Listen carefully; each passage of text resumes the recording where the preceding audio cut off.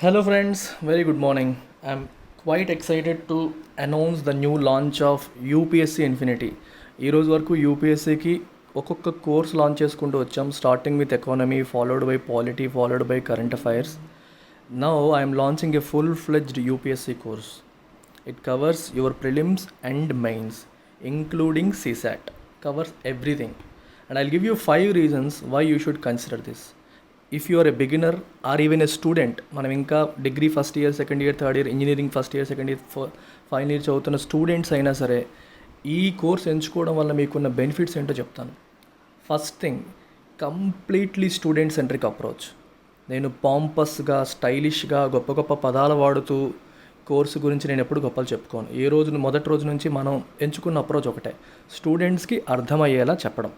నేను సూపర్గా చెప్పాను అనిపించుకొని స్టూడెంట్కి అర్థం కాకపోతే this no point. My culture, నేను చెప్పినా వేరే ఫ్యాకల్టీ చెప్పినా, కల్చర్ ఈజ్ సింపుల్. స్టూడెంట్స్కి అర్థమవుతుందా లేదా ఒకే ఒక క్వశ్చన్ అడుగుతాను, అతను ఎంత గొప్ప ఫ్యాకల్టీ అవని. స్టూడెంట్స్కి అర్థం కాకపోతే దిస్ నో పాయింట్. 20 సంవత్సరాల ఎక్స్పీరియన్స్ ఉండని స్టూడెంట్స్కి అర్థం కాకపోతే దిర్ ఇస్ నో పాయింట్. స్టూడెంట్కి అర్థం అవ్వాలి, క్వాలిటీలో ఎక్కడ డిప్ ఉండకూడదు, డైల్యూట్ అవ్వకూడదు. Simple principle. ప్రతి స్టూడెంట్ కూడా సాటిస్ఫై అవ్వాలి, వాళ్ళకి నచ్చేలాగా, అర్థమయ్యేలాగా, నచ్చడం కూడా కాదు, అర్థమయ్యేలాగా ఉండాలి. సో కంప్లీట్లీ స్టూడెంట్ సెంట్రిక్ అప్రోచ్తో వెళ్తాం. సిలబస్ని తొందరపడి రష్ చేసే ప్రాసెస్ ఉండదు. If it takes time we will take extra hours. There is no limitation on the number of hours. మొదటి నుంచి నేను ఆఫర్ చేసే అన్ని కోర్సెస్లో కూడా ఐ ఫాలో దిస్ ప్రిన్సిపల్. ఫ్యాకల్టీకి పూర్తిగా స్వేచ్ఛ ఉంటుంది, ఇన్ని అవర్స్లో కంప్లీట్ చేసేయడనే స్ట్రెస్ పెట్టను. ఓకే, సో వాళ్ళు అర్థం చేసుకున్న కొద్దీ స్పీడ్ పెరుగుతుంది, అంతే తప్పితే తొందరపడిపోయి ఫినిష్ చేయడం అనేది ఉండదు. First reason. Second reason, lifetime valid. I am not saying 1 year, 2 year, 3 years. There are people who take at least 5-6 attempts also to clear civils. Even they can go for it. Even first year students, degree first year, ఇప్పుడు degree plus IAS అని చెప్పి లక్షలు మనం ఖర్చు పెట్టేస్తున్నాం. ఆలోచించుకోండి. Instead of spending that much money, it is better you join this course and life time validity course ఇది. So ఎన్నాలని నేను time limit అయితే పెట్టట్లేదు. When ever you get IAS are IPS, మీకు నచ్చిన జాబ్ వచ్చేంత వరకు కూడా మీరు ఇందులో కంటిన్యూ కావచ్చు. క్లాసెస్ అవైలబుల్గా ఉంటాయి, రికార్డెడ్ సెషన్స్ కూడా త్రూ అవుట్ ది కోర్స్ అవైలబుల్గా ఉంటాయి. ఎన్నాళ్ళైనా మీరు వినొచ్చు, టెస్ట్లు పెడుతున్నప్పుడు రాయొచ్చు. సో ప్రతి సబ్జెక్ట్కి సబ్జెక్ట్ వైజ్ టెస్ట్లు పెడుతూ ఉంటాను, అవి కూడా మీరు రాయొచ్చు హ్యాపీగా. తర్వాత ఫీ, ఎఫర్డబుల్ ఫీ 40,000 రూపీస్కి UPSC course and without compromising on the quality with lifetime validity. Fees తక్కువ పెట్టారు కదా అని తక్కువ అంచనా వేయొద్దు. చాలామందికి అదొక ₹1,00,000 పెడితే సూపర్గా చెప్పేస్తారని, తక్కువ పెడితే తక్కువ పెట్టడానికి ఉన్న ఉద్దేశం ఏంటంటే అందరికీ అందుబాటులోకి రావాలి అనేది. UPSC over a period of time బాగా ఎక్స్పెన్సివ్ అయిపోయింది. సో దీన్ని అందరికీ మిడిల్ క్లాస్ కూడా అందుబాటులోకి తేవాలని చెప్పి I kept it very low. And I'm also giving you options to pay in instalments. You can pay in ఇన్స్టాల్మెంట్స్లో మీరు పే చేసుకోవచ్చు, రైట్? సో ఆ ఆప్షన్ కూడా ఇస్తాను. సో మనీ అనేది, మన ఎఫర్డబిలిటీ అనేది మన డ్రీమ్కి అడ్డంకి కాకూడదు. సో వీలైనంత వరకు నేను హెల్ప్ చేయడానికి ట్రై చేస్తాను. ఇవన్నీ రన్ చేయడానికి I have to spend some money, expenses ఉంటాయి కాబట్టి. సో ఫీ ఉంటుంది, అది కూడా ఎఫర్డబుల్గానే మెయింటైన్ చేస్తున్నాను. Fifth one, it comes bundled with bank and SSC combo. Bank and SSC infinity మనకు ఆల్రెడీ ఉంది. అంటే మీరు యూపీఎస్సీ ఇన్ఫినిటీలో జాయిన్ అయితే 40,000 ఫీజుతో you can get access to our complete bank and SSC courses also. So arithmetic, reasoning, English, ప్రతి subject పైన కూడా మీకు గ్రిప్ వచ్చేస్తుంది. సో మీరు టైం చూసుకొని మీకు ఏ సబ్జెక్ట్ వీకుంటే ఆ సబ్జెక్ట్ మీద ఫోకస్ చేయొచ్చు.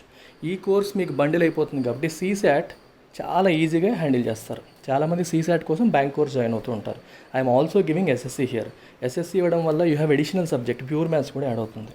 That's the beauty here, right? So మామూలుగా అయితే బ్యాంక్ అండ్ SSCకి we charge 6,000 rupees, bank and SSC ఇన్ఫినిటీకి.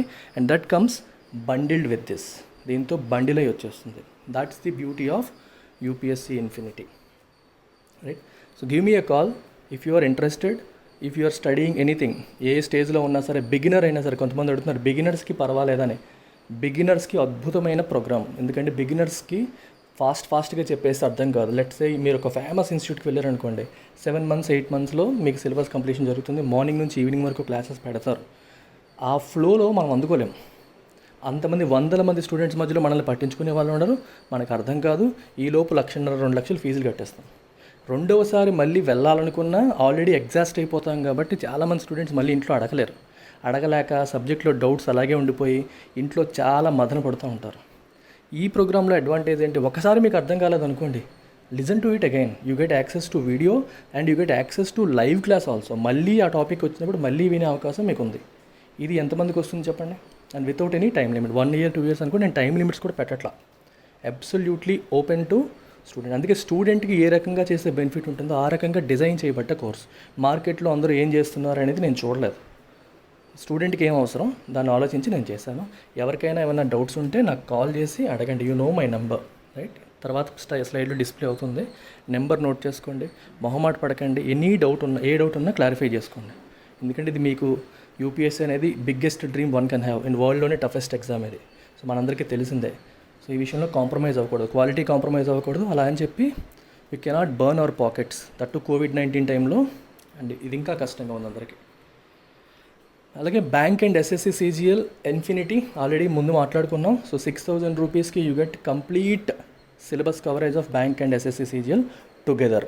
రెండు కలిపి అటెండ్ అవ్వచ్చు. If you are interested only in bank exams, మీరు బ్యాంక్ ఎగ్జామ్ క్లాసెస్ మాత్రం అటెండ్ అయ్యి ఎస్ఎస్సి క్లాసెస్ అనేవి స్కిప్ చేసుకోవచ్చు. If you are SSC appearing only for SSC classes attend అయ్యి bank exclusive classes ఏవైతే ఉంటాయో లైక్ బ్యాంకింగ్ అవేర్నెస్ ఉంటుంది, you can skip them. It's up to you. You have access to both. Access ఇచ్చేస్తాను. ఇది కాకుండా individual సబ్జెక్ట్స్లో ఇబ్బంది ఉన్న వాళ్ళకి ఇన్స్టెడ్ ఆఫ్ పేయింగ్ 6,000 ఆల్రెడీ వేరే కోచింగ్ సెంటర్లో కోచింగ్ తీసుకున్నాం, కానీ ఇంగ్లీష్లో స్ట్రగుల్ అవుతున్నాం. సార్ ఇంగ్లీష్ కోసం మీ దగ్గర రావచ్చు. కేవలం 2,000కే you can come and join my English course which is personally dealt by me, right? So basics నుండి మీకు స్ట్రెంగ్త్ పెంచుతాను, మీ మీద మీకు కాన్ఫిడెన్స్ వచ్చేలా చేయడం అనేది ప్రైమ్ రెస్పాన్సిబిలిటీ. సిమిలర్గా quant infinity, reasoning infinity, pure maths infinity, general awareness infinity, current affairs. General awareness అంటే ఎస్ఎస్సి CGLకి అవసరమైన కంప్లీట్ జనరల్ స్టడీస్ మొత్తం, మన history, polity, economy, Geography, physics, chemistry, biology అన్నీ కలిపి వస్తాయి దీంట్లో. కరెంట్ అఫైర్స్లో మీకు స్టాటిక్ పోర్షన్ కలుపుతాను, అంటే నేషనల్ పార్క్స్ కానీ ఇట్లాంటివన్నీ కూడా కరెంట్ అఫైర్స్లో క్లబ్ అయ్యి వస్తాయి. సో కరెంట్ అఫైర్స్ ఇష్యూ ఉన్న వాళ్ళు కరెంట్ అఫైర్స్ కోర్స్ జాయిన్ అవ్వచ్చు. అది కూడా bank and SSC combo current affairs, రెండింటికి ఉపయోగపడేలాగా కరెంట్ అఫైర్స్ డిజైన్ చేయబడ్డాయి. ప్రతిరోజు కూడా 10 to 15 మల్టిపుల్ చాయిస్ క్వశ్చన్స్ ఆ రోజు వచ్చిన అంశాలపైన డిస్కస్ చేస్తాం.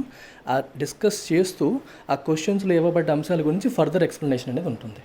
ఒక లైవ్ క్లాస్, ఒక క్లాస్ మీకు యూట్యూబ్లో అప్లోడ్ చేస్తాను, you will get some idea, right? Current affairs చాలా వాల్యూ ఎడిషన్, ఎందుకంటే అది ప్రతి వాళ్ళకి అవసరం. మనం చదువుకోవాలంటే ఇబ్బంది పడుతూ ఉంటారు కాబట్టి you can attend this 1 hour session daily and get all your doubts cleared in current affairs. So మీ అందరికీ తెలిసిందే, English for competitive exams bank and SSC CGL ఆస్పిరెంట్స్కి ఎక్కువగా సూట్ అవుతుంది. And anyone can join. చాలామంది నా దగ్గరికి యూపీఎస్సీ ఆస్పిరెంట్స్ వస్తారు, వచ్చి కరెంట్ అఫైర్స్ కోర్సులో మాకు ఎడిటోరియల్స్ అన్ని లైన్ బై లైన్ చెప్తారా అని అడుగుతారు. Current affairs course is designed for current affairs, not for English మీకు వీక్ అయితే you should ideally join English course. మీరు ఇంగ్లీష్ కమ్యూనికేషన్ వీక్, మేము ఎడిటోరియల్స్ చదవలేకపోతున్నామంటే ఈ కోర్స్ జాయిన్ అవ్వండి. నా ఎడిటోరియల్ మార్నింగ్ ఎలాగో వింటారు, దాంతోపాటు ఈ మధ్యాహ్నం ఈవినింగ్ కూడా ఇంగ్లీష్ క్లాస్లో you will get some more tricks and techniques to reading editorial. చదువుతున్నప్పుడు కొన్ని గ్రామటికల్ ఇష్యూస్ మీకు తెలియక, కొన్ని లాంగ్ సెంటెన్సెస్ తెలియక, వొకాబులరీలో వీక్నెస్ వల్ల మీరు చదవలేకపోతున్నారు. Instead of relying on me for all editorials, you build skills to read editorials on your own. మీ అంతటి మీరు ఎడిటోరియల్స్ చదవగలిగే స్కిల్ బిల్డ్ చేసుకోవాలి. అందుకే ఇట్స్ రాంగ్ ఎక్స్పెక్టేషన్. ఓకే, మనకి కరెంట్ అఫైర్స్ కోర్సులో అన్ని ఎడిటోరియల్స్ లైన్ బై లైన్ చెప్పాలి అని నేను చెప్పాలని కోరుకోవడం అనేది రాంగ్ ఎక్స్పెక్టేషన్. ఒకసారి ఆలోచించండి, ఒక చిన్న ఎడిటోరియల్గా మనకి 30 minutes పడుతుంది. 7 editorial columns వస్తాయి ప్రతిరోజు కూడా. 1 2 3 అక్కడ 3 4 7 వస్తాయి. 7 editorials ఇలా లైన్ బై లైన్ చెప్తే కనీసం 4 hours 3.5-4 hours పడుతుంది నా స్టైల్లో చెప్పాలంటే. ప్లస్ వాటికి నేను ప్రిపరేషన్కి ఇంకో 3 hours. సో రోజంతా నేను దానికే కేటాయించాలి. That is practically impossible. ఎవరికి వాళ్ళు చదువుకోవాల్సిన విషయం అది. అయితే దానికి అవసరమైన స్కిల్ బిల్డింగ్ నేను చేస్తాను. For that you need to join this course, UPSC aspirants. And bank SSC aspirants మీరు డైరెక్ట్గా మీకు అవసరమైన గ్రామర్, ఒకాబులరీతో పాటు exam specific models, RCs, parajumbles ఇవన్నీ కూడా మనం ప్రాక్టీస్ చేస్తాం. So beautiful course. And take down my number. You can WhatsApp me or you can call me up. Call చేసినప్పుడు నేను క్లాస్లో ఉంటే పిక్ చేయను. సో ఫస్ట్ వాట్సాప్ చేయండి, నేను ఫ్రీగా ఉంటే రెస్పాండ్ అవుతాను. Then you can call me up and discuss. మనసులో అలా పెట్టుకుంటే ఏం ఉపయోగం ఉండదు. ఏది అడగాలన్నా అడిగేసేయండి, నేను చాలా ఫ్రీగా ఉంటాను. రైట్, సో ఫ్రీగా మాట్లాడండి. ఎటువంటి సిల్లీ డౌట్ ఉన్నా అడగండి, పర్లేదు, మొహమాట పడకండి. We're completely focused on student welfare. That's it, guys. Let me open the editorial. Okay, ఇది ఒక case, lessons for India on Italian marines case. Marine అంటే a person who is part of a troop who work on seas. అంటే మనకు సముద్రంలో పనిచేసే ఒక దేశం, నేవీలో పనిచేస్తారు కదా, వేరే కంట్రీస్కి అలా వెళ్తూ ఉంటారు, వాళ్ళతో పాటు షిప్పులతో పాటు వెళ్తారు.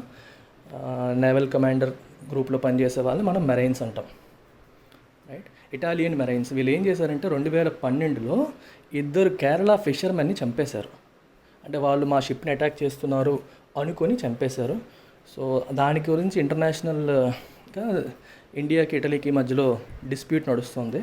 ఆ కేసు జడ్జ్మెంట్ వచ్చింది and it's not in favour of India.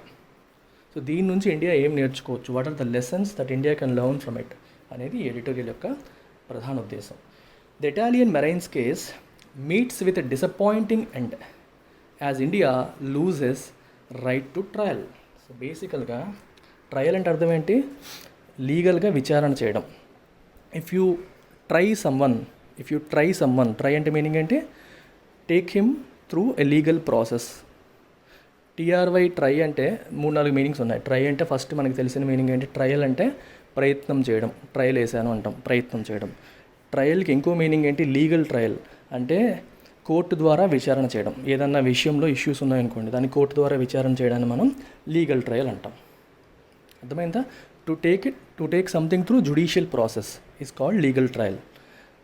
Judicial process ద్వారా తీసుకువెళ్ళడం. రెండవది ట్రయల్ అంటే కష్టాలు, ట్రయల్స్ అండ్ ట్రిబ్యులేషన్స్ అంటారు. If you are going through trial 2 meanings ఉంటాయి. ఒకటి విచారణ, ఇంకొకటి కష్టాల్లో ఉన్నామని అర్థం. సో 3 మీనింగ్స్ ఉన్నాయి ట్రయల్కి. సో సిచ్యువేషన్ బట్టి, కాంటెక్స్ట్ బట్టి దాని మీనింగ్ ఏంటంటే మనం తీసుకోవాలి. సో ఇక్కడ మీనింగ్ ఏంటి? వాళ్ళు మనకు కేరళ ఫిషర్మెన్ని చంపేశారు కాబట్టి వాళ్ళని లీగల్గా మనం ట్రై చేయాలి. ట్రై చేయడం అంటే ఇండియన్ కోర్టులో తీసుకొచ్చి వాళ్ళకి శిక్ష పడేలా చేయాలి అని ఇండియా అనుకుంటోంది. కానీ India has now lost it. ఆ హక్కు కోల్పోయింది. అంటే వాళ్ళ మీద పనిష్మెంట్ ఉండదని కాదు, అది ఇండియా జ్యూరిస్డిక్షన్లోకి రాదు, ఇటలీ చూసుకుంటుంది వాళ్ళు చేసిన తప్పుకి ఏ పనిష్మెంట్ ఇవ్వాలి అని. కానీ ఇండియా జ్యూరిస్డిక్షన్లోకి రాకుండా అయిపోయిందన్నమాట. ఇది కథ. ద ఇటాలియన్ మెరైన్స్ కేస్, ఇది కూడా చూడండి. మెరైన్స్ అని చెప్పి అపాస్ట్రఫీ పెట్టి విడిచిపెట్టేశారు, గ్రామర్ పాయింట్. మెరైన్స్ అంటే ప్లూరల్ కదా, ఏదైనా ప్లూరల్కి యొక్క పొసెసివ్ ఫామ్ రాసేటప్పుడు if the plural ends with S you put an apostrophe and leave it. ఆ పక్కన ఇంకో ఎస్ పెట్టాం. ఇప్పుడు పీపుల్ అన్నాం అనుకోండి, పిఈఓ పిఎల్ఈ, పీపుల్ అనేది ప్లూరలే. పీపుల్ యొక్క, ప్రజల యొక్క అన్నాం అనుకోండి, అపాస్ట్రఫీ పెట్టి ఎస్ పెట్టేస్తాం, పీపుల్స్. అది క్లియర్, ప్రాబ్లం లేదు. ఎందుకంటే అక్కడ ఎస్తో ఎండ్ అవ్వట్లా, ఈతో ఎండ్ అవుతుంది. ఎస్తో ఎండ్ అయ్యే దేనికైనా సరే అపాస్ట్రఫీ పెట్టేటప్పుడు మళ్ళీ ఇంకో ఎస్ రాదు. ఇది గ్రామర్ రూల్, గుర్తుపెట్టుకోండి. The Italian marines case meets with disappointing end as India loses right to trial. చాలామంది ఎల్ఓఎస్సికి కన్ఫ్యూజ్ అవుతుంటారు. అది లూజ్ అంటే వదులుగా ఉండడం, ఎల్ఓఎస్సి లూజ్ అంటే అర్థం ఏంటి? కోల్పోవడం, right? The long quest for justice for the 2 Kerala fishermen shot dead by Italian marines from the Enrica Lexi, about 20.5 nautical miles off India's coast in February 2012, has ended in disappointment. Long quest for justice కోసం మనం చేసిన అన్వేషణ.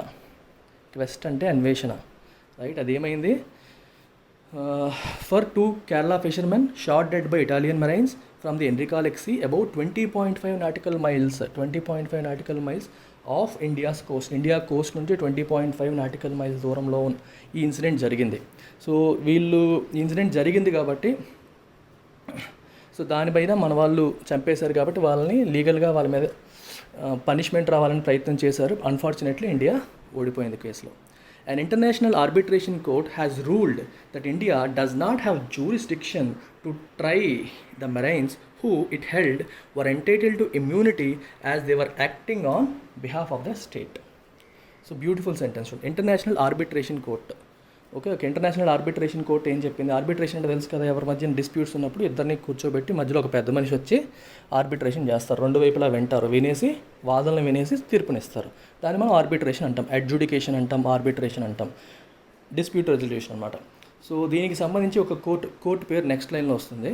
ఆ court ఏం చెప్పిందంటే India does not have jurisdiction అంటే extent of your judicial power. అంటే మనకి వాళ్ళ మీద తీర్పులు ఇవ్వడానికి, వాళ్ళు లీగల్గా ట్రై చేయడానికి, ట్రై అంటే చెప్పాను కదా, విచారణ, వాళ్ళ మీద విచారణ జరిపి వాళ్ళపైన శిక్ష పడేలా చేయడానికి ఇండియాకి జ్యూరిస్డిక్షన్ లేదు. Because they are Italians. దానికి పూర్తి జ్యూరిస్డిక్షన్ లేదు అని చెప్పి వీళ్ళు తీర్పిచ్చింది.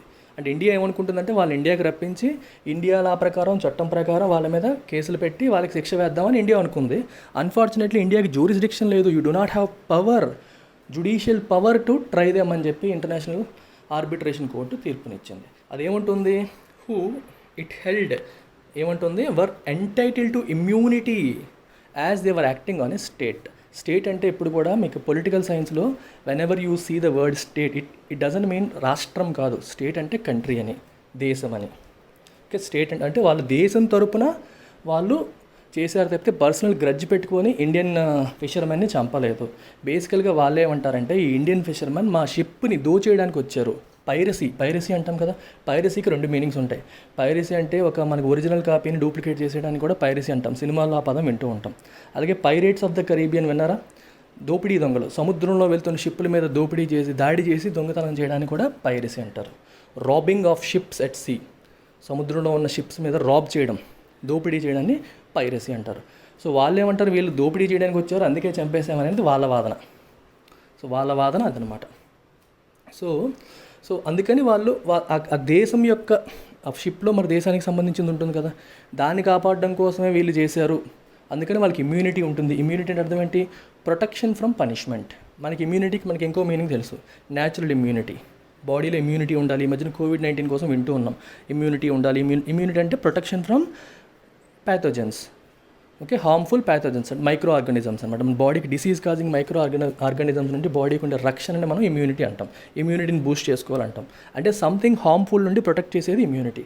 సిమిలర్గా వీళ్ళకి హార్మ్ఫుల్ ఏంటి ఇక్కడ? పనిష్మెంట్. వాళ్ళకి తప్పు చేశారు కానీ పనిష్మెంట్ నుంచి వాళ్ళకి ఇమ్యూనిటీ ఉంది. ఎందుకు? వాళ్ళు దేశం కోసం చేశారు, వాళ్ళ రాష్ట్రానికి దేశం తరపున చేశారు, కోసం అని కాదు, దేశం తరపున చేశారు. కాబట్టి వాళ్ళకి ఇమ్యూనిటీ ఉంది అని చెప్పి ఇంటర్నేషనల్ ఆర్బిట్రేషన్ కోర్ట్ చెప్పింది. The Permanent Court of Arbitration in The Hague admitted that both India and Italy had concurrent jurisdiction in the matter, but concluded that the Marine's immunity precluded India's jurisdiction. ఈ తీర్పు ఇచ్చిన court ఏది? The permanent court of arbitration. The permanent court of arbitration అనేది వరల్డ్లో the oldest international court. 1899లో establish చేయబడింది Hague, నెదర్లాండ్స్లో. దీని హెడ్ ఆఫీస్ అక్కడ ఉంటుంది, మెయిన్ అక్కడే ఉంటారు అన్నమాట వీళ్ళు. ఏంటది? Permanent court of arbitration, PCI. దీని యొక్క పర్పస్ ఇంటర్ గవర్నమెంటల్ డిస్ప్యూట్స్ని రిజాల్వ్ చేయడం. ఇది కాకుండా there is one more international court. 1945లో యునైటెడ్ నేషన్స్ వచ్చిన తర్వాత యునైటెడ్ నేషన్స్లో ఉన్న 6 మెయిన్ ఆర్గన్స్లో ఒక భాగం ఇంటర్నేషనల్ కోర్ట్ ఆఫ్ జస్టిస్. అది కూడా ఇంటర్ గవర్నమెంట్ డిస్ప్యూట్స్ని చేస్తుంది. అయితే PCIకి యునైటెడ్ నేషన్స్కి సంబంధం లేదు. సో చాలా వరకు కేసెస్ని వీళ్ళు కూడా హ్యాండిల్ చేస్తారు, వాళ్ళు కూడా హ్యాండిల్ చేస్తారు. సో ఈ పర్టికులర్ కేసు PCI దగ్గరికి వచ్చింది. సో PCI ఏం చెప్పింది అంటే, admitted that both India and Italy had concurrent jurisdiction in the matter. అంటే ఇద్దరికి కూడా జ్యుడిషియల్ పవర్స్ ఉన్నాయి ఈ విషయంలో, కన్కరెంట్, ఒకేసారి. ఇటలీకి ఉంది, ఇండియాకి ఉంది, ఈ వీళ్ళిద్దరిని ఏం చేయాలనే విషయంలో. But concluded that the marines immunity precluded India's jurisdiction. కానీ వాళ్ళకి ఇమ్యూనిటీ ఉంది. ఎందుకు ఇమ్యూనిటీ ఉంది? Because they are acting on behalf of a state. Italy government తరపున, ఇటలీ తరపున వాళ్ళు యాక్ట్ చేశారు అంటే వాళ్ళ సంపద పోకుండా కాపాడుకున్నారు అనేది వాళ్ళ క్లెయిమ్ బేసికల్గా. సో వాళ్ళు acting on behalf of a state కాబట్టి ఆ ఇమ్యూనిటీ ఏం చేసింది? It precluded India's jurisdiction. అంటే ఇండియా యొక్క జ్యుడిషియల్ పవర్ని అది ఆపేసింది. ప్రిక్లూడ్ అంటే to prevent something from happening. Preclude అంటే to prevent something from happening, ఒకటి జరగకుండా అది ఆపేసింది. అంటే ఇండియా జ్యుడిషియల్ పవర్లోకి అది రాకుండా దాన్ని ఆపేసింది. ఎందుకంటే they are acting on behalf of a state that gave them immunity. Immunity అంటే protection from punishment. I hope it is clear. In India's favor, the PCA found that the Italian vessel had violated the right and freedom of navigation of the Indian fishing vessel under UNCLOS, and that the action which caused loss of lives, property and harm merited compensation. ఇండియాకి ఫేవరబుల్గా ఒక మాట ఉంది. ఏంటంటే, the Italian vessel had violated the right and freedom of navigation of the Indian fishing vessel. ఇప్పుడు అది మీకు ఇందాక చెప్పాను, 20.4 nautical miles of the Coast of Kerala. Kerala Coast నుంచి 20.4 నాటికల్ మైల్స్ డిస్టెన్స్లో ఇన్సిడెంట్ జరిగింది. సో బేసికల్గా సీకి సంబంధించి ఎవరెవరు ఎంతవరకు వెళ్ళొచ్చు. ఇప్పుడు చూడండి, ల్యాండ్ అనుకోండి క్లియర్గా ఉంటుంది, కాన్స్టిట్యూషన్ ఉంటుంది ప్రతి దేశానికి, లా ఆఫ్ ల్యాండ్ అంటాం దాన్ని. అలాగే సముద్రానికి సంబంధించిన ఒక లా ఉండాలి కదా. సముద్రంలో ఎవరు ఎంత దూరం అన్నా వెళ్ళిపోవచ్చా, ఎవరి సముద్రంలోకి, ఎవరి సముద్రం ఎంత, ఎవరికి ఎంతవరకు స్కోప్ ఉంది అనే విషయాలు క్లియర్గా ఉండేవి కాదు. 1982లో యుఎన్ క్లాజ్ వచ్చింది, United Nations convention on law of seas. అర్థమైందా? సో యుఎన్ క్లాజ్ ప్రకారం ఏం చేశారంటే, టెరిటరీ అంటే మనకి బౌండరీ, మనకి కోస్ట్ ఏదైతే ఉంటుందో అక్కడి నుంచి డిస్టెన్స్లు వేసి ఒక్కొక్క డిస్టెన్స్కి ఒక్కొక్క పేరు పెట్టారు. ఫస్ట్ బేస్ లైన్ అంటాం. బేస్ లైన్ అంటే మనకి లోతు ఎక్కువగా లేకుండా ఉండే ఏరియా. స్టార్టింగ్లో మనకు తెలుసు కదా, బీచ్ దగ్గర మనం చూస్తాం కొంత ఏరియా వరకు దాని బేస్ లైన్. బేస్ లైన్ ఏంటంటే కంట్రీ మ్యాప్ ప్రకారం ఆ కంట్రీయే డిసైడ్ చేసుకుంటుంది జనరల్గా, విపరీతంగా లోపలికి వెళ్ళడానికి లేదు. సో దానికి కొంచెం ఫ్రీడమ్ ఇచ్చారు బేస్ లైన్ డిఫైన్ చేయడానికి. బేస్ లైన్ నుంచి ల్యాండ్ వైపు ఉండే వాటర్ని ఇంటర్నల్ వాటర్స్ అంటారు, కంప్లీట్గా ఇంటర్నల్ వాటర్స్ అంటారు. ల్యాండ్ నుంచి అక్కడ బేస్ లైన్ నుంచి టువర్డ్స్ సీ 12 నాటికల్ మైల్స్, దాన్ని టెరిటోరియల్ వాటర్స్ అంటారు. అర్థమైందా? బేస్ లైన్ నుంచి టువర్డ్స్ ల్యాండ్ ఉండేది ఇంటర్నల్ వాటర్స్.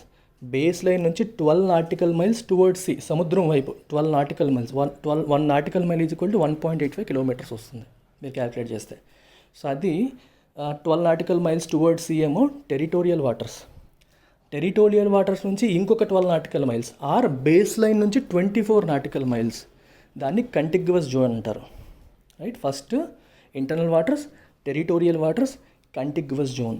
ఆ తర్వాత బేస్ లైన్ నుంచి 200 నాటికల్ మైల్స్, బేస్ లైన్ నుంచి 200 నాటికల్ మైల్స్ని ఎక్స్క్లూజివ్ ఎకనామిక్ జోన్ అంటారు. So up to exclusive economic zone ఎటువంటి కమర్షియల్ యాక్టివిటీ అయినా ఆ కంట్రీ చేసుకోవచ్చు. అంటే మన బేస్ లైన్ నుంచి 200 నాటికల్ మైల్స్ వరకు అంటే ఫిషింగ్ కానీ, ఆయిల్ ఎక్స్ప్లోరేషన్ కానీ, మినరల్ ఎక్స్ప్లోరేషన్ కానీ, సైంటిఫిక్ డిస్కవరీలు కానీ ఏవైనా చేసుకోవచ్చు. ఎక్స్క్లూజివ్ ఎకనామిక్ జోన్ నుంచి ఇంకొక 150 నాటికల్ మైల్స్ వరకు దాన్ని కాంటినెంటల్ షెల్ఫ్ అంటారు. కాంటినెంటల్ షెల్ఫ్లో ఎకనామిక్ యాక్టివిటీస్ చేయకూడదు, కానీ సైంటిఫిక్ యాక్టివిటీ చేయొచ్చు. సో ఇలా మీకు డిఫరెంట్ జోన్స్ కింద డివైడ్ చేస్తూ వెళ్తారనమాట. So this is the thing. అయితే వీళ్ళు 20.5 నాటికల్ మైల్సే కదా, అంటే ఏ జోన్లో ఉన్నట్టు వాళ్ళు కంటిగ్యువస్ జోన్లో ఉన్నట్టు. ఎందుకంటే 12 నాటికల్ మైల్స్ వరకు టెరిటోరియల్ వాటర్స్, అక్కడ నుంచి ఇంకో 12 కంటిగ్యువస్ జోన్లో కూడా మనం ఫిషింగ్ చేసుకోవచ్చు. సో వాళ్ళు ఇండియా అఫీషియల్గా ఎంతవరకు వెళ్ళొచ్చో అంతవరకే వెళ్ళారు, అంతకుమించి వాళ్ళు వెళ్ళలేదు. సో వాళ్ళకి రైట్ ఉంది, వాళ్ళకి హక్కు ఉంది అక్కడ ఫిషింగ్ చేసుకోవడానికి. దాన్ని అడ్డుకునే హక్కు వీళ్ళకి లేదు. First of all Italian vessel అంత దూరం వాళ్ళు రాకూడదు, అంటే వాళ్ళు హార్మ్ఫుల్గా ఏదైనా తప్పుడు పనులతో రాకూడదు. అందుకని ఏం చెప్పిందంటే, violated the right and freedom of navigation of the Indian fishing vessel. Indian fishing వెజల్కి రైట్ ఉంది, ఫ్రీడమ్ ఆఫ్ నావిగేషన్ ఉంది అక్కడ తిరగడానికి under UN clause. And that action which cause loss of lives, property and harm, వాళ్ళకి హాని కలిగించింది, ఆస్తి నష్టం జరిగింది మరియు ప్రాణ నష్టం జరిగింది. And it merited compensation. So compensation ఇవ్వాలి అని పీసీఏ చెప్పింది. ఎంత ఇవ్వాలి ఏంటనేది ఇటలీ డిసైడ్ చేసుకోవచ్చు, కానీ కాంపెన్సేషన్ అనేది ఇవ్వాలి అని చెప్పారు, పరిహారం చెల్లించాలి. ఇట్ ఆస్ the parties to consult each other on the compensation due to India as a result. So ఇండియాకి పరిహారం ఎంత రావాలి అనే విషయంలో మీరే డిస్కస్ చేసుకొని డిసైడ్ చేయండి అని చెప్పి అంటున్నారు. డ్యూ అంటే రావాల్సింది అని అర్థం.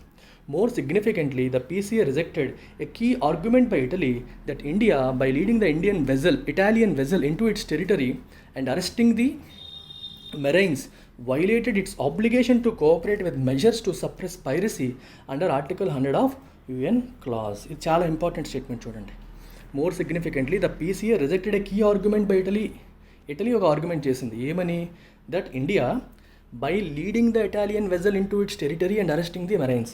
ఈ ఇన్సిడెంట్ జరగగానే ఏం చేశారంటే ఇండియన్స్ ఏం చేశారు, ఇటాలియన్ వెజల్ని మన వైపు తీసుకొచ్చేసి వాళ్ళు ఎవరైతే ఈ పని చేశారో వాళ్ళని అరెస్ట్ చేసి డిటైన్ చేశారు కొన్నాళ్ళు.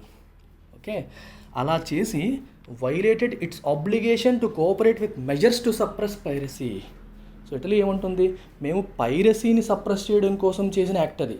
అంటే ఇండియన్ ఫిషర్మెన్ మా షిప్ మీద అటాక్ చేయబోయి మా సంపదని దోచేయడానికి ప్రయత్నం చేశారు. It is an act of piracy. అందుకోసం మా వాళ్ళు ఇలా చేశారు.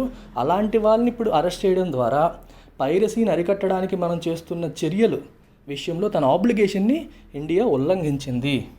అర్థమవుతుందా? It violated it's obligation to suppress piracy. అంటే ప్రతి కంట్రీ కూడా పైరసీని సప్రెస్ చేయడంలో ఒకరికొకరు కోఆపరేట్ చేసుకోవాలి. పైరసీ అంటే గుర్తుపెట్టుకోండి, కాపీ కాదు, దాడి, రాబింగ్ షిప్స్ ఎట్ సీ, దాన్ని పైరసీ అంటాం. వెరీ ఇంపార్టెంట్, 2 మీనింగ్స్ ఉన్నాయి. సో ఆ విషయంలో ఇండియా తప్పు చేసిందని చెప్పి ఇటలీ అంటుంటే దాన్ని మన పీసీఏ రిజెక్ట్ చేసింది, అది కరెక్ట్ కాదని చెప్పింది. Okay, this may mean that arbitration court did not view the incident as one related to piracy at all. దాని అర్థం ఏమై ఉండొచ్చు, ఆర్బిట్రేషన్ కోర్ట్ అది పైరసీకి సంబంధించిన విషయం కానే కాదు అనుకుని ఉండొచ్చు. మే మీన్ అన్నారు, క్లియర్గా మెన్షన్ చేయలేదు, కానీ అంతే కదా, ఆ విషయాన్ని రిజెక్ట్ చేసిందంటే అర్థం ఏంటి? సో అది పైరసీకి సంబంధించింది కాదు అని international PCA, permanent court of arbitration అనేది అనుకుని ఉండవచ్చు. The incident had caused national outrage as the public saw these wanton killings in as much as the circumstances indicated no attempt by the fishing vessel at piracy. Right, national outrage అంటే anger అనమాట, ఒక్కసారిగా excessive anger and shock. దాని అంటే ఒక్కసారిగా కోపం వచ్చింది ప్రజల్లో, ఇలా జరిగింది అనేసరికి అప్పట్లో ఏమవుతుంది, మన వాళ్ళు ఏ తప్పు చేయకుండా వాళ్ళని చంపేయడం ఏంటి, అందుకే అన్నారు the incident had caused national outrage as the public saw these wanton killings. Wanton అంటే ఆలోచన లేకుండా చేసిన ఈ పని, as the in as much as the circumstances indicated no attempt by the fishing vessel at piracy. Fishing vessel నుంచి వీళ్ళు piracy చేస్తున్నట్టుగా ఎటువంటి సర్కమ్స్టాన్సెస్ లేవు, పరిస్థితులు లేవు. ఊరికే ఎందుకు చంపేశారు, రీజన్ ఉంటే చంపొచ్చు. ఫర్ ఎగ్జాంపుల్ వాళ్ళని రాబ్ చేయడానికి వచ్చారనుకోండి, దెన్ దానికోసం ప్రొటెక్ట్ చేయడానికి చంపామంటే ఒక రీజన్ ఉంది, కొంచెం లాజిక్ ఉంది. సో ఇలా ఏమీ లేకుండా చంపాని, ఇట్స్ అ వ్యాంటన్ కిల్లింగ్, ఆలోచన లేకుండా చేస్తున్న పని అనమాట, ఇది రీజన్ లేకుండా చేసింది. The fishing vessel with in India's countries contiguous zone, చెప్పాను ఇప్పుడే, టెరిటోరియల్ వాటర్స్ కాంటిగ్వస్ జోన్లోనే ఉంది. And it was quite clear that the offence warranted arrest and prosecution under domestic law. అందువల్ల ఈ చేసిన అఫెన్స్, ఈ తప్పు నేరం ఏదైతే ఉందో, it warranted arrest and prosecution under domestic law. వాళ్ళని అరెస్ట్ చేసి వాళ్ళని ప్రాసిక్యూట్ చెయ్యాలి అనేది మనకు క్లియర్గా ఉంది. అందుకనే ఆ టైంలో మన వాళ్ళందరికీ కూడా చాలా కోపం వచ్చింది. డొమెస్టిక్ లా ప్రకారం వాళ్ళని అరెస్ట్ చేయాలి, అరెస్ట్ చేసి వాళ్ళని లీగల్గా శిక్ష వేయాలి అని. బట్ అన్ఫార్చునేట్లీ అది ఇంటర్నేషనల్ కోర్టుకి వెళ్ళిపోయింది. సో దాంట్లో మన డిప్లొమసీ ఫెయిల్యూర్ ఉంది అనేది ఈ ఆర్టికల్ యొక్క ఆర్గ్యుమెంట్. ఫస్ట్ మన వాళ్ళు అరెస్ట్ చేశారు, డిటైన్ చేశారు, బాగానే ఉంది, తర్వాత రిలీజ్ చేస్తారు. ఆ రిలీజ్ చేయడానికి లీడ్ చేసిన సర్కమ్స్టాన్సెస్ ఏంటి, అవి కూడా చూడాలి. With the piracy angle ruled out, regular trial was in order. So piracy angle అనేది రూల్ అవుట్ అయిపోయింది. రెగ్యులర్ ట్రయల్ అంటే నార్మల్ ట్రయల్ అంటే అర్థం ఏంటి, విచారణ ఇన్ ఆర్డర్. ఎందుకు చంపారు, పైరసీ అనేది లేదు, ఎందుకు చంపారు. The union government should have taken over the prosecution and ensured a quick trial. Union government ప్రాసిక్యూషన్ని టేక్ ఓవర్ చేసుకొని క్విక్ ట్రయల్, తొందరగా విచారణ జరిగేలాగా చూడాల్సింది. ప్రాసిక్యూషన్ అంటే అర్థం ఏంటి, ప్రాసిక్యూషన్ అన్న అర్థం ఏంటి, ఒక వ్యక్తిని లీగల్గా ఒక జుడిషియల్ ప్రాసెస్ ప్రకారం శిక్ష పడేలా చేయడం, రైట్, ఎండ్ అనమాట, end goal. If you have prosecuted someone, that means you ensure that punishment is given to them అని ప్రాసిక్యూషన్ అంటాం. However as legal tangles for being sorted out, tangles అంటే చిక్కుముడ్లు, ఈ పదం గుర్తుపెట్టుకోండి, చిక్కుముడు అంటాం కదా, ఒకదానికొకటి ట్యాంగిల్ అయిపోవడానికి చిక్కుముడు అంటాం. అన్ట్యాంగిల్ అంటే చిక్కుముడ్లు విప్పడం, అర్థమవుతుందా? సో వెరీ ఇంపార్టెంట్ వర్డ్ ఇదే. As legal tangles were being sorted out and India was dealing with the diplomatic fallout. So diplomatic fallout అంటే డిప్లొమాటిక్ ఫాలోఅవుట్ అంటే అర్థం ఏంటి, negative consequences of N event. ఇప్పుడు ఈవెంట్ జరిగింది కాబట్టి ఇండియాకి ఇటలీకి మధ్యలో డిప్లొమాటిక్ ఫాలోఅవుట్ వస్తుంది, డిఫరెన్సెస్ వచ్చేస్తాయి, అర్థమవుతుంది కదా. ఆబ్వియస్లీ వాళ్ళని ప్రొటెక్ట్ చేయడానికి ట్రై చేస్తారు, మన వాళ్ళేమో మా వాళ్ళని చంపారు కాబట్టి మేము వాళ్ళకి అరెస్ట్ చేస్తాం, వాళ్ళని శిక్ష పడేలా చేస్తాం మన వాళ్ళు అంటారు. మా కమాండర్స్ని మీరు ఎలా చేస్తారని చెప్పి ఇటలీ ఉంటుంది. సో డిప్లొమాటిక్ అంటే మనకి దౌత్యం పరంగా ఇద్దరికి మధ్యలో డిఫరెన్సెస్ వచ్చేస్తాయి. The marines manage to obtain orders to leave the country. వాళ్ళు శుభ్రంగా ఈ మెరైన్స్ ఏం చేశారు, కొన్నాళ్ళు ఇండియాలో అరెస్ట్ అయ్యి ఉన్నారు. తర్వాత ఈ లీగల్ ఇష్యూస్ అన్నింటినీ సార్ట్అవుట్ చేసి అసలు చేయొచ్చా లేదా, ఏ చట్టం ప్రకారం చేయాలి, ఈ ఇష్యూస్ అన్నీ సార్ట్అవుట్ చేయడానికి పుణ్యకాలం గడిచిపోయింది. ఈ లోపు వాళ్ళు ఇండియా వదిలి ఇటలీకి వెళ్ళిపోవడానికి ఆర్డర్స్ సంపాదించుకొని వెళ్ళిపోయారు. The Supreme Court ruled that only the center and not Kerala can prosecute the Marines. Supreme court ఏం చెప్పింది, సెంట్రల్ గవర్నమెంట్ మాత్రమే వాళ్ళని ప్రాసిక్యూట్ చేయాలి, కేరళకి చేయడానికి హక్కు లేదు అని చెప్పింది.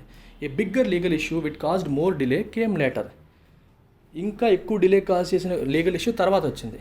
ఏంటది, the National investigation Agency invoked the suppression of unlawful acts in safety of maritime navigation and fixed platforms and continental shelf act 2002.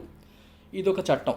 ఈ చట్టం ఏంటంటే అన్లాఫుల్ యాక్ట్స్ చట్ట వ్యతిరేకమైన కార్యకలాపాలు ఎగైన్స్ సేఫ్టీ ఆఫ్ మ్యారిటైమ్ నావిగేషన్. సముద్రంలో ఎవరైతే నావిగేట్ చేస్తున్నారో, తిరుగుతున్నారో చేపల కోసం కానీ దేనికోసం కానీ, వాళ్ళ సేఫ్టీకి వ్యతిరేకంగా జరిగే ఇల్లీగల్ యాక్టివిటీస్ ఏవైతే ఉంటాయో వాటిని సప్రెస్ చేయడానికి, వాటిని తగ్గించడానికి, కట్ చేయడానికి ఒక చట్టం ఉంది. ఆ చట్టం ప్రకారం ఏమైందంటే చూడండి, this caused a diplomatic furore as it provides for death penalty. ఆ చట్టం ప్రకారం ఆ తప్పు చేసినందుకు వాళ్ళకి డెత్ పెనాల్టీ ఇవ్వాలి.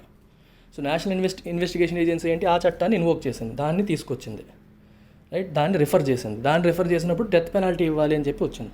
అప్పుడేమవుతుంది, డిప్లొమాటిక్ ఫ్యూరోర్, పెద్ద కన్ఫ్యూజన్ వచ్చేస్తుంది, గొడవ అయిపోతుంది, గందరగోళం వచ్చేస్తుంది. అదేంటిది, ఫారిన్ నేషనల్స్కి డెత్ పెనాల్టీ ఇచ్చేస్తామంటే అది ఇంకా డిప్లొమసీ పరంగా పెద్ద ఇష్యూస్ వచ్చేస్తాయి. సో ఏ చట్టం ప్రకారం వాళ్ళకి వెయ్యాలి శిక్ష, ఇలాంటి డిలేలు బాగా జరిగిపోయాయి బేసికల్గా. The EU threatened to impose trade sanctions. European union మొత్తం ఇటలీకి సపోర్ట్ వచ్చేసి ట్రేడ్ శాంక్షన్స్ ఇంపోజ్ చేస్తాం మీ పైన అని చెప్పి థ్రెటన్ చేసింది, భయపెట్టింది, బెదిరించింది ఇండియా. ట్రేడ్ శాంక్షన్స్ అంటే అర్థం ఏంటి, పెనాల్టీస్. మీరు ఒక ఫారిన్ నేషనల్ని, దట్ యూరోపియన్ యూనియన్కి చెందిన నేషనల్స్ని మీరు ఇలాగా డెత్ పెనాల్టీ అని మాట్లాడుతున్నారు, అదే జరిగితే ఇండియా పైన ట్రేడ్ శాంక్షన్స్ ఉంటాయి. ట్రేడ్ శాంక్షన్స్ అంటే ఇండియా నుంచి మేము ఇంపోర్ట్స్ తీసుకోం, లేకపోతే కొన్ని మనకి ఇబ్బంది పెట్టేలాగా, వ్యాపారం పరంగా ఇబ్బంది పెట్టేలాగా మీకు కొన్ని యాక్షన్స్ తీసుకుంటామని యూరోపియన్ యూనియన్ హెచ్చరించింది. గుర్తుపెట్టుకోండి, శాంక్షన్, కన్సెషన్ రెండు ఇంపార్టెంట్ వర్డ్స్. శాంక్షన్ అంటే if one organisation sanctions another country. Sanction అంటే మామూలుగా మనకి నా పెన్షన్ శాంక్షన్ అయింది, లోన్ శాంక్షన్ అయింది అంటాం, అది కాదు మీనింగ్ ఇక్కడ. ఆ మీనింగ్ కూడా ఉంది ఇక్కడ. ఇంటర్నేషనల్గా డిస్ప్యూట్స్లో వచ్చేటప్పుడు శాంక్షన్ అంటే అర్థం ఏంటంటే an official punishment levied by one country on the other country or one organisation on the other organisation for not following a rule or obligation. జనరల్గా చూడండి, ఇప్పుడు ఇరాన్కి యూఎస్కి తీసుకుంటే, ఇరాన్ వాళ్ళు కొన్ని యూఎస్ ఒక న్యూక్లియర్ డీల్కి సంబంధించి కొన్ని మీరు టెస్టులు చేయకూడదు అది ఇదని చెప్పి పెట్టిన రూల్స్ని ఫాలో అవ్వలేదు అని చెప్పి యూఎస్ వాళ్ళ మీద శాంక్షన్స్ విధించింది. ఇరాన్ నుంచి ఎవరు ఆయిల్ కొనకూడదు, ఇరాన్తో ఎవరు వ్యాపారం చేయకూడదు, మేము చేయడం మానేస్తాం అని చెప్పి తన ఫ్రెండ్ కంట్రీస్ కూడా చెప్పింది. దీనివల్ల ఇరాన్ ఆర్థికంగా నష్టపోయింది. శాంక్షన్స్ అంటారు. అలాగే యునైటెడ్ నేషన్స్, ఐక్యరాజ్య సమితి ఏదైనా నిబంధనలు విధించినప్పుడు దాన్ని ఏ కంట్రీ అయినా ఫాలో అవ్వలేదు అనుకోండి, ఐక్యరాజ్య సమితి కూడా హక్కులు ఉంటాయి, ఏమని, వాళ్ళ మీద శాంక్షన్స్ విధించడానికి, ఆర్థికంగా వాళ్ళకి నష్టం కలిగేలాగా చేసేలాగా శాంక్షన్స్ విధిస్తారు. సో ఇవన్నీ అఫీషియల్ పెనాల్టీస్ అనమాట. Official penalties or punishments. సిమిలర్గా కన్సెషన్ అనేది దానికి ఆపోజిట్. ఎవరైనా మనం చెప్పింది విన్నందుకు you might give them concession, అంటే ఒక బెనిఫిట్ ఇవ్వడం. చక్కగా ఫాలో అవుతున్నందుకు, డిమాండ్స్ యాక్సెప్ట్ చేసినందుకు ఎవరైనా చేశారనుకోండి, ఒక పాజిటివ్గా if you give them concession it means you are giving them additional benefit. అంటే ఫీజులో మనం కన్సెషన్ అడుగుతాం చూడండి, అది కాదు, డిఫరెంట్ మీనింగ్. అందుకే చెప్తున్నాను, concession is an additional benefit given and penalty is an additional punishment given. So రెండు ఒకదానికి ఒకటి ఆపోజిట్ అవుతాయి. Very very important. మనకి మామూలుగా తెలుసుకున్న పదాలు వేరు, ఇవి వేరు, కంప్లీట్గా డిఫరెంట్ మీనింగ్స్ ఉంటాయి. The EU threatened to impose trade sanctions. Ultimately, it took time for these charges to be dropped. So చాలా టైం పట్టింది. The PCS award, which is final and has been accepted by India, is a huge setback for the expectation that the two Marines would face a criminal trial in India. So PCA award అంటే ఏంటి, judgement. ఇక్కడ అది ఏమైంది, which is final, India దాన్ని accept చేసింది. It's a huge setback for the expectation that the two Marines would face a criminal trial in India. So మనం ఏం expect చేసాం, వాళ్ళు ఇండియాలో క్రిమినల్ ట్రయల్ని ఫేస్ చేస్తారు, క్రిమినల్గా వాళ్ళ మీద విచారణ జరుగుతుంది, ఇది ఒక క్రిమినల్ కేసు కాబట్టి అని మనం అంతా ఎక్స్పెక్ట్ చేసాం. దానికి ఇది ఒక సెట్ బ్యాక్. అనుకున్న దానికి వ్యతిరేకంగా జరిగింది కాబట్టి you call it a set back. In the end Italy succeeded in taking the matter out of India's hands. చివరగా ఇటలీ ఇండియా చేతుల్లోంచి కేసుని తన చేతుల్లోకి తీసుకోవడంలో సక్సీడ్ అయింది, విజయం సాధించింది. It should now make good on its commitment to have the marines tried under its domestic laws. అంటే ఇటలీ ఏమంటుంది, వాళ్ళు తప్పు చేయలేదు అనట్లేదు, ఇండియాకి జ్యూరిస్డిక్షన్ లేదు, ఇండియా ఈ విషయంలో దూరకూడదు, ఇది మేము చేసుకుంటాం అంటుంది. సో వాళ్ళు తప్పు చేశారు, we accept it and we will impose punishment on them అని చెప్పి ఇటలీ అంటుంది. అంటే domestic laws, Italy domestic laws ప్రకారం వాళ్ళకి పనిష్మెంట్ వచ్చేలా చేస్తామని ఇటలీ అంటుంది అనమాట. అందుకే షుడ్ మేక్ గుడ్ అంటే అర్థం ఏంటి, should be successful on its commitment ఇచ్చింది. ఏంటి, వాళ్ళకి మేము డొమెస్టిక్ లా ప్రకారం పనిష్ చేస్తామని కమిట్మెంట్ ఇచ్చింది. ఆ కమిట్మెంట్ని సక్సెస్ఫుల్గా నెరవేర్చడం అనేది ఇప్పుడు ఇటలీ యొక్క బాధ్యత. The take away for India should be the lessons in the legal and diplomatic domains that can be drawn from the experience. ఈ అనుభవం నుంచి ఇండియా ఏం తెలుసుకోవాలి, లెసన్స్ నేర్చుకోవాలి. ఏంటివి, in the legal and diplomatic domains, డిప్లొమాసీ పరంగా మరియు లీగల్ పరంగా. మనం చేసిన డిలేల వల్ల మనం వాళ్ళని వదులుకోవాల్సి వచ్చింది. అది చివరికి ఇంటర్నేషనల్ కోర్టుకి వెళ్ళి మనకి వ్యతిరేకంగా తీర్పు వచ్చేలాగా అయిపోయింది. So we have to learn lessons from it. That's it guys. Thank you very much.